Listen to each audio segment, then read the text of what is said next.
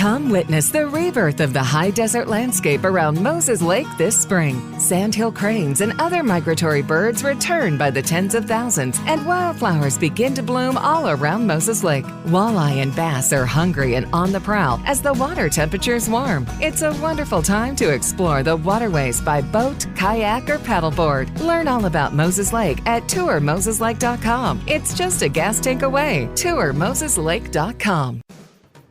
I've made a couple of trips to Rocky Ford, and my wife reminded me of one of our experiences there.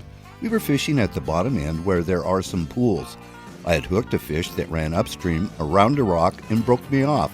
I sat down to tie a new rig, and when I looked up, I noticed that my indicator that was still attached to the leader was moving around in the pool. I thought maybe I can retrieve it. I dug out the largest woolly bugger in my box and tied it on. I made a couple of casts over the old leader, and the hook slid up to the indicator. The fish was still on there, and I managed to pull it in, release it, and get my fly back. My wife Eileen was amazed as I was, and probably wouldn't have believed it if she wasn't there.